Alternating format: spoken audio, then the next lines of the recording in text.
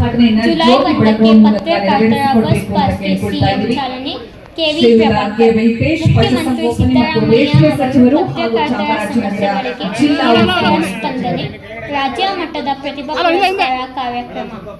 ಮುಖ್ಯಮಂತ್ರಿ ಸಿದ್ದರಾಮಯ್ಯ ಅವರು ಪತ್ರಕರ್ತರ ವೃತ್ತಿ ಮತ್ತು ಸಮಸ್ಯೆಗಳಿಗೆ ನಿರಂತರವಾಗಿ ಸ್ಪಂದಿಸುತ್ತಿದ್ದಾರೆ ಎಂದು ಮುಖ್ಯಮಂತ್ರಿಗಳ ಮಾಧ್ಯಮ ಸಲಹೆಗಾರ ಕೆವಿ ಪ್ರಭಾಕರ್ ಹೇಳಿದರು.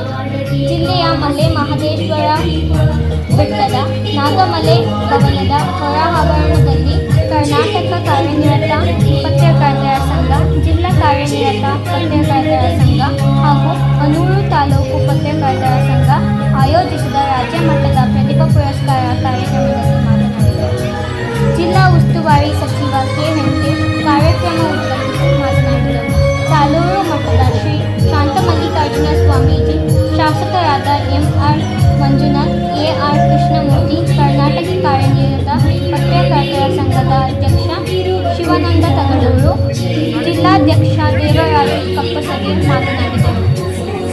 ಕಾರ್ಯಕ್ರಮದಲ್ಲಿ ಜಿಲ್ಲಾಧಿಕಾರಿ Shilpanath, SP doctor B T. Kavitha, Anur ತಾಲೂಕು ಅಧ್ಯಕ್ಷ ಮಾದೇಶ್ ಇತರರು ಹಾಜರಿದ್ದರು. ವರದಿ ಒಮ್ಮ ನಂಜುಂಡನಾಯಕ್, ಸಿಎಂ ಕನ್ನಡ ನ್ಯೂಸ್, ಚಾಮರಾಜನಗರ. ಪತ್ರಕರ್ತರ ಸಂಘಕ್ಕೆ ಒಂದು ಹೊಸ ಆಯಾಮವನ್ನು ದೊರಕಿಸ್ಕೊಟ್ರು. ಯಾಕೆಂತಂದ್ರೆ ಎಲ್ಲೇ ಕಾರ್ಯಕ್ರಮ ಮಾಡಿದ್ರು ಮುಂಚೆ ಪತ್ರಕರ್ತರು ಬರ್ತಾ ಇರಲಿಲ್ಲ, ಅವ್ರ ಕುಟುಂಬದವರು ಬರ್ತಾ ಇರಲಿಲ್ಲ.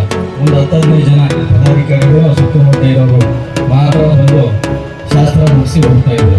ಆದರೆ ಇತ್ತೀಚಿನ ವರ್ಷಗಳಲ್ಲಿ ಶಿವಾನಂದ ತಗಡೂರು ಸಂಘದ ಅಧ್ಯಕ್ಷರಾದ್ಮೇಲೆ ಹೊಸ ಕಾರ್ಯಕ್ರಮಗಳನ್ನು ಮಾಡ್ತಾ ಇದ್ದಾರೆ. ಜೊತೆಗೆ ಪತ್ರಕರ್ತರ ಜೊತೆಗೆ ಅವ್ರ ಕುಟುಂಬದವರು ಕೂಡ ಕಾರ್ಯಕ್ರಮಗಳಲ್ಲಿ ಭಾಗಿಯಾಗುವಂತ ಮಾಡ್ತಾರೆ. ಎಲ್ಲರೂ ಕೂಡ ಶಿವಾನಂದ ತಗಡೂರು ವಿಶೇಷವಾಗಿ ಕೆಲಸವನ್ನು ಮಾಡ್ತಾ ಇದ್ದಾರೆ. ಇದಕ್ಕಾಗಿ ತಗಡೂರವರಿಗೆ ಮತ್ತು ರಾಜ್ಯಸಭಾದ ಎಲ್ಲ ಪದಾಧಿಕಾರಿಗಳಿಗೂ ಅಭಿನಂದನೆಗಳನ್ನು ಸಲ್ಲಿಸಲಿಕ್ಕೆ ಇಷ್ಟಪಡ್ತಾರೆ. ಇವತ್ತು ಯಾರ್ಯಾರು ಪತ್ರಿಕಾ ಪುರಸ್ಕಾರವನ್ನು ಸ್ವೀಕಾರ ಮಾಡ್ತಾ ಇದ್ದಾರೆ ಆ ಎಲ್ಲ ವಿದ್ಯಾರ್ಥಿಗಳು ಕೂಡ ನಾವು ವೈಯಕ್ತಿಕವಾಗಿ ಹಕ್ಕುಗಳನ್ನು ಒಕ್ಕೂಟಗಳನ್ನು ಸಾಕಿಗೊಳಿಸುತ್ತೇವೆ. ಇವತ್ತು ನಾವು ನೋಡ್ತಾ ಇದ್ದೀವಿ ಸಮಾಜದಲ್ಲಿ ವೃದ್ಧಾಶ್ರಮಗಳ ಸಂಖ್ಯೆ ಜಾಸ್ತಿ ಆಗ್ತಾ ಇದೆ. 65% ವೃದ್ಧಾಶ್ರಮಗಳಿದ್ದಾವೆ. ಯಾಕೆಂದರೆ ನಾವು ಬೆಳೆದ ಉದಾಹರಣೆ ವಿದೇಶಕ್ಕೂ ಅವರ ಕೆಲಸಕ್ಕೂ ಸೇರಿರ್ತೀವಿ. ತಂದೆ ತಾಯಿ ನಾವು ಯಾವ ರೀತಿ ಬೆಳೆಸಿದ್ರು ಅವರ ಕಷ್ಟ ಏನು ಅನ್ನೋದನ್ನು ನಾವು ಮಾಡ್ಕೊಂಡ್ಬಿಡ್ತೀವಿ. ಆದರೆ ಮಕ್ಕಳು ಆ ರೀತಿ ಮಾಡಬಾರದು. ನಮ್ಮ ಕಷ್ಟಕ್ಕೆ ನಮ್ಮ ತಂದೆ ತಾಯಿಗಳು ಯಾವ ರೀತಿ ಮಾಡ್ತಾರೋ ಅದೇ ರೀತಿ ವಯಸ್ಸಾದ ತಂದೆ ತಾಯಿಗಳ ಆಸರೆಗೆ ನಿಲ್ಲುವಂಥದ್ದು ಎಲ್ಲ ಪ್ರತಿಯೊಬ್ಬ ಮಕ್ಕಳ ಜವಾಬ್ದಾರಿ ನೀಡಿಕೊಡಿಸಬೇಕು ಅಂತ ನಾನು ತಿಳಿಯುವ ಕೂಡ ಸಲಹೆಯನ್ನು ಕೊಡ್ತೇನೆ. ಉಳಿದಂತೆ ಪತ್ರಕರ್ತರ ಬೇಡಿಕೆಗಳ ಬಗ್ಗೆ ಇವತ್ತು ಪತ್ರಕರ್ತರ ಬೇಡಿಕೆಗಳು ಏನಾದರೂ ಈಡೇರಿದರೆ ಅದಕ್ಕೆ ಕಾರಣ ಸನ್ಮಾನ್ಯ ಮುಖ್ಯಮಂತ್ರಿಗಳಾದಂಥ ಸಿದ್ದರಾಮಯ್ಯ ಸಾಹೇಬರು. ಯಾಕೆಂತಂದ್ರೆ ಈ ಹಿಂದೆ ಯಾರು ಕೂಡ ಬೇಡಿಕೆಗಳನ್ನು ಇಟ್ಕೊಂಡು ಸರ್ಕಾರ ಹತ್ರ ಹೋಗ್ತಾ ಇರಲಿಲ್ಲ. ಆಮೇಲೆ ಸರ್ಕಾರದ ಓದಲು ಕೂಡ ಯಾವ ಶಿಕ್ಷಣ ಇರಲಿಲ್ಲ. ಸಿದ್ದರಾಮಯ್ಯ ಸಾಹೇಬರು ಮುಖ್ಯಮಂತ್ರಿಗಳಾದ ಮೊದಲನೇ ವರ್ಷವೇ ನಮ್ಮ ಪತ್ರಕರ್ತರ ಪೆನ್ಷನ್ ಎಷ್ಟಿದೆಯಲ್ಲ 3,000 ರೂಪಾಯಿ ಇತ್ತು.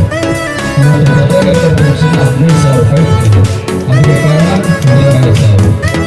ಈಗೆಲ್ಲ ಬಹಳ ವರ್ಷಗಳಿಂದ ಹೇಳ್ತಾ ಇದ್ದಾರೆ ನಮ್ಮೆಲ್ಲ ಗ್ರಾಮೀಣ ಪತ್ರಕರ್ತರಿಗೆ ಬಸ್ ಕೊಡಿ ಅಂತ. ನಾನು ಮತ್ತು ಶಿವಾನಂದ ತಗಡೂರು ಪ್ರತಿ ವರ್ಷ ಮನೆ ಪತ್ರ ಹಿಡ್ಕೊಂಡು ಹೋಗೋದ್ರೆ ಸಂದರ್ಭದಲ್ಲಿ ಅವರು ಎಲ್ಲ ಸರ್ಕಾರಗಳಿಗೆ ಮನೆ ಕೊಟ್ಟು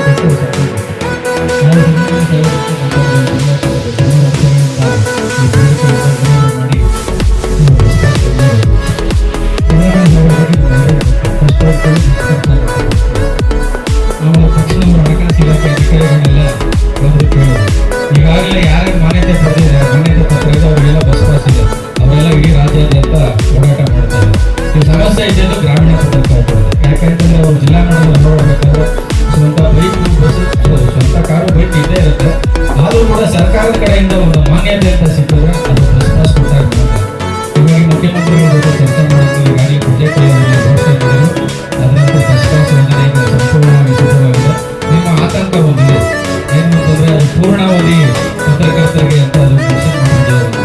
ಏನು ತಮಿಳುನಾಡು ವಿಚಾರವನ್ನು ನಾನು ಗಮನಕ್ಕೆ ತಕ್ಷಣ ಮುಖ್ಯಮಂತ್ರಿಗಳ ಜೊತೆ ಮತ್ತು ನಮ್ಮ ವಾರ್ತಾ ಇಲಾಖೆ ಕಾರ್ಯದರ್ಶಿಗಳ ಜೊತೆ ಮಾತಾಡಿ ಆ ಪೂರ್ಣಾವಧಿಯನ್ನು ಘೋಷಣೆ ತೆಗೆದುಕೊಂಡಿದ್ದಾರೆ. ಅರೆಕಾಲಿಕ ಯಾಕಂದ್ರೆ ಎಲ್ಲ ಸ್ಟ್ರೀಟರ್ಸ್ ಇರ್ತಾರೆ ತಾಲೂಕು ಮಟ್ಟದಲ್ಲೆಲ್ಲ, ಅವರೆಲ್ಲರಿಗೂ ಕೂಡ ಬಸ್ ಪಾಸ್ ಸಿಗುತ್ತೆ ಅಂತ. ಆಮೇಲೆ ಯಾರು ಹೇಳಿದ್ರು ರಾಜ್ಯ ಮಟ್ಟದಲ್ಲಿ ಓಡಾಡಕ್ಕೂ ಪಾಸ್ ಕೊಡಬೇಕು ಅಂತ. ಯಾಕೆಂತಂದ್ರೆ ಇದು ಓಡಾಡಕ್ಕೆ ಕೊಡೋದಲ್ಲ, ಇದು ಕಾರ್ಯಕ್ರಮಗಳು ಅಟೆಂಡ್ ಮಾಡೋಕ್ಕೆ ಇದು ಬಸ್ ಪಾಸ್ ಕೊಡುವಂಥದ್ದು. ಜುಲೈ 1ನೇ ತಾರೀಕು ಬೆಂಗಳೂರಿನಲ್ಲಿ ರಾಜ್ಯ ಮಟ್ಟದ ಪತ್ರಿಕಾ ದಿನಾಚರಣೆ ಇದೆ. ಮುಖ್ಯಮಂತ್ರಿಗಳು ಅವತ್ತು ಸಾಂಕೇತಿಕವಾಗಿ ಬಸ್ ಪಾಸನ್ನು ನಮ್ಮ ಪತ್ರಕರ್ತರ ಸಂಘದ ಪದಾಧಿಕಾರಿಗಳಿಗೆ ವಿತರಣೆ ಮಾಡ್ತಾರೆ. ಇನ್ಮೇಲೆ ತಾಲೂಕು ಮಟ್ಟದಲ್ಲಿ, ಜಿಲ್ಲಾ ಮಟ್ಟದಲ್ಲಿ ಪತ್ರಕರ್ತರು ಬಸ್ ಪಾಸ್ ಇಟ್ಕೊಂಡು ಓಡಾಡಬೇಕು.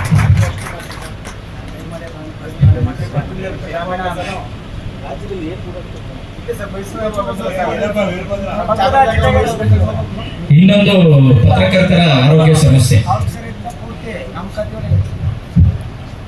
ಪತ್ರಕರ್ತರ ಆರೋಗ್ಯ ಸಮಸ್ಯೆ ಬಂದಾಗ ಕರೋನಾ ಸಂದರ್ಭದಲ್ಲಿ ನಾನು ನೋಡಿದೆ. ಯಾಕೆಂತಂದ್ರೆ ಸುಮಾರು ಜನ ನಮ್ಮ ಹಿರಿಯ ಪತ್ರಕರ್ತರು ಚಿಕಿತ್ಸೆಗೆ ದುಡ್ಡು ಕೊಡೋಕ್ಕಾಗದೆ ಜೀವ ಕಳ್ಕೊಂಡ್ಬಿಟ್ರು. ಅವತ್ತು ಶಿವಾನಂದ ತಗಡೂರು ಅವರು ಎಷ್ಟು ಒದ್ದಾಡಿದ್ದಾರೆ ಅಂತ ನಾನು ಕಣ್ಣಾರೆ ನೋಡಿದ್ದೇನೆ. ಅದರ ಬಗ್ಗೆ ಕೂಡ ನಮ್ಮ ಸರ್ಕಾರ ಬಂದ ತಕ್ಷಣ ಮೊನ್ನೆ ಮುಖ್ಯಮಂತ್ರಿಗಳೇ ನಾವು ಮನವಿ ಮಾಡ್ಕೊಂಡವರು. ಸರ್, ನಾವೆಲ್ಲರಿಗೂ ಕೂಡ ಆರೋಗ್ಯ ಭಾಗ್ಯ ಯೋಜನೆ ಜಾರಿಗೆ ತಂದಿದ್ದೇವೆ.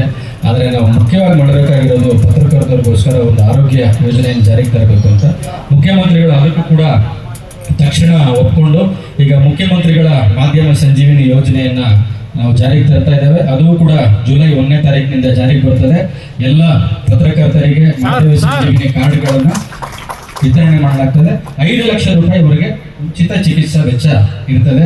ಹೀಗಾಗಿ ಇನ್ಮೇಲೆ ಮುಖ್ಯಮಂತ್ರಿಗಳ ಪರಿಹಾರ ನಿಧಿಗೆ ಅರ್ಜಿ ತಗೊಂಡು ಹೋಗುವಂಥ ಕೆಲಸ ಶಿವಾನಂದ ತಗಡೂರು ಅವರಿಗೆ ಇರಲ್ಲ ಅಂತ ನಾನು ಈ ಸಂದರ್ಭದಲ್ಲಿ ಇಷ್ಟಪಡ್ತೇನೆ.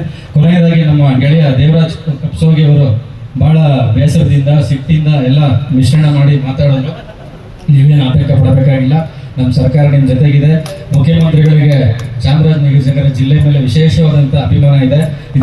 ಇದೇ ಕಾರಣಕ್ಕಾಗಿ ನಮ್ಮ ಜಿಲ್ಲಾ ಉಸ್ತುವಾರಿ ಸಚಿವರು, ನಮ್ಮ ಜಿಲ್ಲಾಧಿಕಾರಿಗಳು ಸೊಗಸಾದ ಸಂಪುಟ ಸಭೆಯನ್ನ ಮಾಡಿ ಕೊಟ್ಟಿದ್ದಾರೆ. ಈಗ ಎಲ್ಲ ಜಿಲ್ಲೆಗಳಿಂದಲೂ ಅದೇ ಬೇಡಿಕೆ ಬರ್ತಾ ಇದೆ, ನಮ್ಮಲ್ಲಿ ಒಂದು ಕ್ಯಾಬಿನೆಟ್ ಮೀಟಿಂಗ್ ಆಗಬೇಕು ಅಂತ. ಇದಕ್ಕಾಗಿ ನಾನು ಜಿಲ್ಲಾ ಉಸ್ತುವಾರಿ ಸಚಿವರಿಗೆ ಮತ್ತು ಜಿಲ್ಲಾಧಿಕಾರಿಗಳಿಗೆ ಮತ್ತು ಎಲ್ಲ ಶಾಸಕರುಗಳಿಗೆ ಅಭಿನಂದನೆ ಸಲ್ಲಿಸಲು ಇಷ್ಟಪಡ್ತೇನೆ. ಸರ್ಕಾರ ನಿಮ್ಮ ಜೊತೆ ಇದೆ. ನೀವೇನು 25 ಲಕ್ಷ ರೂಪಾಯಿಗಳನ್ನು ಕೇಳಿದಿರಿ. ಜಿಲ್ಲಾ ಉಸ್ತುವಾರಿ ಸಚಿವರ ಜೊತೆ ಸೇರಿ ಒಂದು ವಾರದಲ್ಲಿ ಅದನ್ನು ಮಂಜೂರು ಮಾಡಿಸುವಂಥ ಕೆಲಸವನ್ನು ಮಾಡಿಕೊಟ್ಟು, ನೀವು ಪತ್ರಕರ್ತರ ಭವನ ಕಟ್ಟೋದಾದರೆ ನಿಮ್ಗೆ ಸಹಾಯ ಮಾಡೋಕ್ಕೆ ಫುಲ್ ಟೀಮೇ ಇಲ್ಲೇ ಇದೆ. ಶಾಸಕರುಗಳಿದ್ದಾರೆ, ಭವನ ಇದೆಯಾ? ಮುಂದುವರೆದ ಕಾಮಗಾರಿಗೆ ಸಚಿವರಿದ್ದಾರೆ, ಶಾಸಕರುಗಳಿದ್ದಾರೆ, ಕೃಷ್ಣಮೂರ್ತಿ ಅವರಿದ್ದಾರೆ, ಮಂಜುನಾಥ್ ಅವರಿದ್ದಾರೆ. ಇವರೆಲ್ಲರೂ ಕೂಡ ನಿಮ್ಮ ನೆರವಿರ್ತಾರೆ. ಒಂದು ವೇಳೆ ಅಗತ್ಯ ಬಿದ್ದರೆ ಸರ್ಕಾರದಿಂದ ಕೂಡ ಅನುದಾನಗಳನ್ನು ಒದಗಿಸುವ ವಿಚಾರದಲ್ಲಿ ನಾನು ಪ್ರಾಮಾಣಿಕವಾದಂಥ ಪ್ರಯತ್ನವನ್ನು ಮಾಡ್ತೇನೆ ಅಂತ ಈ ಸಂದರ್ಭದಲ್ಲಿ ತಿಳಿಸ್ತೇನೆ. ಏನಿವತ್ತು ನಾವು ಬಹುಶಃ ಈಗಾಗಲೇ ಸಾಕಷ್ಟು ವಿಷಯಗಳನ್ನು ಹಿರಿಯರು ಮತ್ತು ಸಚಿವರು ಮತ್ತು ಶಿವಣ್ಣವರು ಮತ್ತು ಜಿಲ್ಲಾಧ್ಯಕ್ಷರು ಆದಂಥ ಎಲ್ಲರೂ ವಿಷಯ ಪ್ರಸ್ತಾಪ ಮಾಡಿದ್ದಾರೆ. ನಾನಿಲ್ಲಿ ಮುಖ್ಯವಾಗಿ ಏನು ನಿಮ್ಮ ವೃತ್ತಿ ಇದೆ, ಆ ವೃತ್ತಿಯಲ್ಲಿ ನೀವು ದಿನನಿತ್ಯ ತಮ್ಮ ಒಂದು ಬದುಕಲ್ಲಿ ಯಾವ ಒಂದು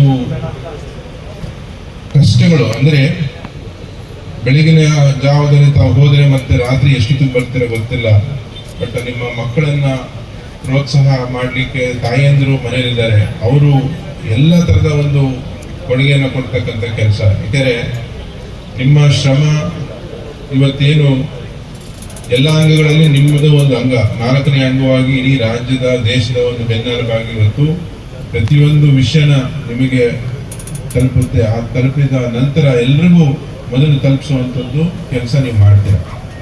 ಅಂಥ ಒಂದು ಕೆಲಸದಲ್ಲಿ ನೀವು ನಿರತರಾಗಿರ್ತೀರ. ಆ ನಿರತರ ಒಂದು ಮಧ್ಯೆ ಎಲ್ಲ ಸೌಕರ್ಯಗಳನ್ನು, ಸೌಲಭ್ಯಗಳು ನಿಮಗೆ ಸಿಗಬೇಕಾಗ್ತದೆ. ಇದರ ಒಂದು ವಿಚಾರವಾಗಿ ಇವತ್ತು ಸಾಕಷ್ಟು ತಮ್ಮ ಒಂದು ಆಗುಹೋಗುಗಳ ಬಗ್ಗೆ, ನಿಮ್ಮ ಒಂದು ಏನು ದಿನನಿತ್ಯದ ನಿಟ್ಟಲ್ಲಿ ನಮ್ಮಿಬ್ಬರ ಸೇತುವೆಯಾಗಿ ಅವರು ನಮ್ಮ ಜಿಲ್ಲೆಯ ಪತ್ರಕರ್ತರ ಕ್ಷೇಮವಾಗಿ ಸಂಕಷ್ಟದಲ್ಲಿರುವ ಪತ್ರಕರ್ತರಿಗೆ ನೆರವಾಗುವ ನಿಟ್ಟಿನಲ್ಲಿ ಅವರು ನಮ್ಮ ಮುಖ್ಯಮಂತ್ರಿಗಳ ಗಮನ ತಂದು ನಮ್ಮ ಜಿಲ್ಲೆಯ ಪತ್ರಕರ್ತರ ಸಂಘಕ್ಕೂ ಸಹ ಒಂದು ಒಳ್ಳೆಯ ರೀತಿ ಕ್ಷೇಮಾಭಿವೃದ್ಧಿ ನೀಡಿ ಮತ್ತೆ ನಮ್ಮ ಪತ್ರಕರ್ತರ ಭವನದ ಮುಂದುವರೆದ ಕಾಮಗಾರಿಗೆ ಅನುದಾನ ಇವೆಲ್ಲವನ್ನ ಕೊಡಿಸೋದ್ರ ಮೂಲಕ ನಮಗೂ ಒಂದಿಷ್ಟು ನೆರವಾಗಲಿ ಅಂತ ನಾವು ಕೇಳ್ಕೊತೀವಿ. ನಾನು ನೋವಿನ ನಡುವೆ ಕೆಲವೊಂದು ಜೋರು ಅಂದ್ರೆ ಹೇಳಲೇಬೇಕಾದ ಇದನ್ನ ನೋವನ್ನು ಹೊರಹಾಕ್ತಿದ್ದೀವಿ. ತಪ್ಪಾಗಿದ್ರೆ ಕ್ಷಮೆ ಇರಲಿ. ಮತ್ತೊಮ್ಮೆ ಎಲ್ಲರಿಗೂ ಧನ್ಯವಾದಗಳು. ಇವತ್ತಿನ ಈ ಒಂದು ಕಾರ್ಯಕ್ರಮ ನಮ್ಮ ಜಿಲ್ಲೆಯಲ್ಲಿ ನಡೆಯುವಂಥ ಅವಕಾಶವನ್ನು ಕಲ್ಪಿಸ್ಬೇಕಂತ ನಾವೆಲ್ಲ ರಾಜ್ಯ, ಜಿಲ್ಲೆ ಹಾಗೂ ತಾಲೂಕಿನ ಗೌರವಾನ್ವಿತ ಪದಾಧಿಕಾರಿಗಳಿಗೆ ನಾನು ಅಭಿನಂದನೆಯನ್ನು ಸಲ್ಲಿಸಲಿಕ್ಕೆ ಬಯಸ್ತೇನೆ. ನನ್ನ ವಿದ್ಯಾರ್ಥಿ ದಿಸೆಯಲ್ಲಿ ನಾನು ಕೂಡ ಒಬ್ಬ ಪತ್ರಿಕೋದ್ಯಮ ವಿದ್ಯಾರ್ಥಿ ಆಗಿದ್ದು. ಆದರೆ ನಾನು ಓದಿದ್ದು ಒಂದು, ನಾನು ಈಗ ಸೇವೆ ಮಾಡಿದ್ದು ಮತ್ತೊಂದು. ಈ ಒಂದು ಅಂಗ ಶಾಸಕಾಂಗ, ಕಾರ್ಯಾಂಗ, ನ್ಯಾಯಾಂಗ ಜೊತೆಗೆ ಪತ್ರಿಕಾ ರಂಗವು ಕೂಡ ಅಷ್ಟೇ ಪ್ರಾಮುಖ್ಯವಾದ ಅಂಗ. ಇವತ್ತು ಜನರಿಗೆ ದಿನನಿತ್ಯ ನಡೆಯುವಂತ ರಾಜ್ಯದ, ದೇಶದ, ಪ್ರಪಂಚದ ಮೂಲೆ ಮೂಲೆ ನಡೆಯುವಂತ ಮಾಹಿತಿ ನೀಡುವಂತ ಜವಾಬ್ದಾರಿ ನಿಮ್ಮದಾಗಿದೆ. ನೇರ, ದಿಟ್ಟ, ನಿರಂತರ ಅಂತಕ್ಕಂಥ ಸುದ್ದಿಗಳನ್ನು ಬಿತ್ತರಿಸುವಂಥದ್ದು ನಾವು ನೋಡ್ತಾ ಇದ್ದೇವೆ. ಕ್ಷಣ ಮಾತ್ರದಲ್ಲಿ ಪ್ರಪಂಚಾದ್ಯಂತ ನಡೆಯುವಂಥ ಅನೇಕ ಮಾಹಿತಿಗಳನ್ನ ಒದಗಿಸುವಂಥದ್ದು ನಿಮ್ಮದಾಗಿದೆ. ಆದರೆ ಈ ಮುದ್ರಣ ಮಾಧ್ಯಮ ಅಂತಕ್ಕಂಥದ್ದು ದಿನನಿತ್ಯ ಬೆಳಿಗ್ಗೆ ನಾವು ಓದುವಂಥ ಪತ್ರಿಕೆ ಮುಖಾಂತರ ತಿಳಿಯುವಂಥ ಅವಕಾಶವನ್ನು ನಿಖರವಾಗಿ ತಾವು ಸುದ್ದಿಯನ್ನು ಮಾಡುವಂಥ ರೀತಿಯಲ್ಲಿ ತಾವು ಕಲ್ಪಿಸಿಕೊಡ್ತದೆ. ಒಂದು ಸುವರ್ಣಾಕ್ಷರಗಳಲ್ಲಿ ಬರುವಂತಹ ಸುದಿನ ಪತ್ರಕರ್ತರ ಒಂದು ಸಂಘಕ್ಕೆ ಅನ್ನುವಂತಹ ಮಾತುಗಳನ್ನು ಈ ಸಂದರ್ಭದಲ್ಲಿ ಹೇಳ್ಬೋದು. ಈ ಜ್ಯೋತಿಷ್ಯ ಶಾಸ್ತ್ರದಲ್ಲಿ ಒಂದು ಕಡೆ ಉಲ್ಲೇಖ ಮಾಡ್ತಾರೆ, 9 ಗ್ರಹಗಳಿರುತ್ತೆ. ಆ 9 ಗ್ರಹಗಳನ್ನು ಕೂಡ ಒಬ್ಬ ಮನುಷ್ಯನ ಜೀವಿತಾವಧಿಗೆ 120 ವರ್ಷಗಳಿಗೆ ವಿಭಾಗ ಮಾಡಿರ್ತಾರೆ. ಒಂದೊಂದು ದಶೆಗಳನ್ನು, ಶನಿ ದಶೆ 19 ವರ್ಷ, ರಾಹು 18 ವರ್ಷ, ಈ ಥರ 9 ಗ್ರಹಗಳಿಗೂ ವಿಭಾಗ ಮಾಡಿರ್ತಾರೆ. ಎಲ್ಲರಿಗೂ ಕೂಡ ಒಂದು ಸೌಭಾಗ್ಯ ಅನ್ನುವಂಥದ್ದು ಮನುಷ್ಯನ ಜೀವನದಲ್ಲಿ ಎಲ್ರಿಗೂ ಯಾವುದಾದ್ರೂ ಒಂದು ದಶೆ ಬರಲಿ ನಮಗೆ ಅನ್ನುವಂಥದ್ದು ಎಲ್ಲರೂ ಕಾಯ್ತಾ ಇರುವಂತಹ ಒಂದು ದಶೆ ಅಂತ ಹೇಳಿದ್ರೆ ಅದು ಶುಕ್ರ ದಶೆ. ಶುಕ್ರ ದಶೆ ಬಂದರೆ ನಮ್ಮ ಜೀವನ ಭಾಳ ಬದಲಾಗ್ಬಿಡುತ್ತೆ. ನಾವು ಒಳ್ಳೆ ಹಣಕಾಸು ಉಳ್ಳವಂಥದ್ದು ಶ್ರೀಮಂತರಾಗ್ತಿರ್ತೀವಿ ಅನ್ನುವಂತಹ ಒಂದು ದಶೆಯನ್ನು ಎಲ್ಲರೂ ಕೂಡ ಕಾಯ್ತಾ ಇರ್ತಾರೆ. ತನ್ನ ಪದೇ ಜ್ಯೋತಿಷಿಗಳ ಹತ್ರ ಹೋದಾಗ ನಾವು ಶುಕ್ರ ದಶೆ ಯಾವಾಗ ಬರುತ್ತೆ ನೋಡಿ, ಶುಕ್ರ ದಶೆ ಯಾವಾಗ ಬರುತ್ತೆ ನೋಡಿ, ಗುರುಬಲ ಯಾವಾಗ ಬರುತ್ತೆ ನೋಡಿ ಅನ್ನುವಂಥದ್ದನ್ನ ಕೇಳ್ತಾ ಇರ್ತಾರೆ.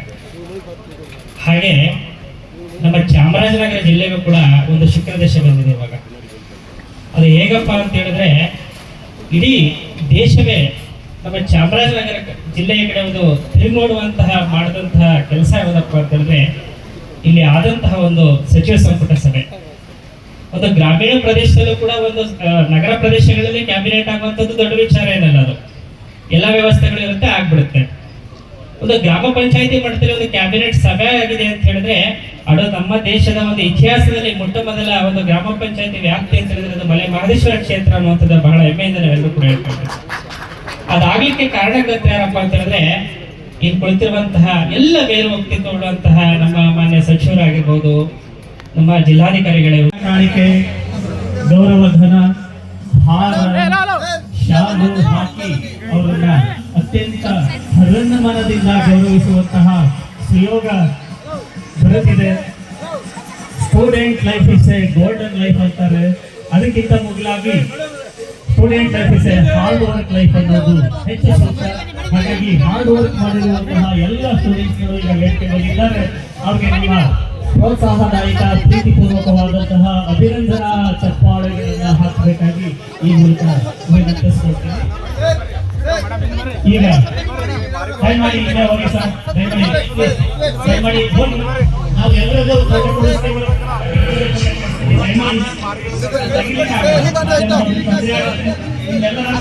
ನಮ್ಮ ಗೌರವ ಇದೆ, ದಯಮಾಡಿ ಸಹಕರಿಸಿ.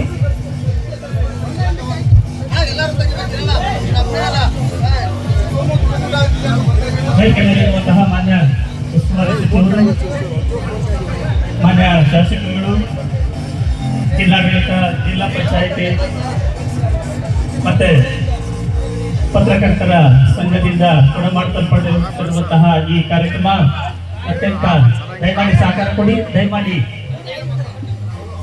ಸಹಕಾರ ಕೊಡಿ. ಅವರ ಸಾಧನೆಗೆ ಮೆಚ್ಚುಗೆ ಅವರಿಗೆ ಪ್ರೀತಿಯ ಚಪ್ಪಾಳೆಯನ್ನ ಹಾಕಿ ಪ್ರೋತ್ಸಾಹ ಮಾಡಿ.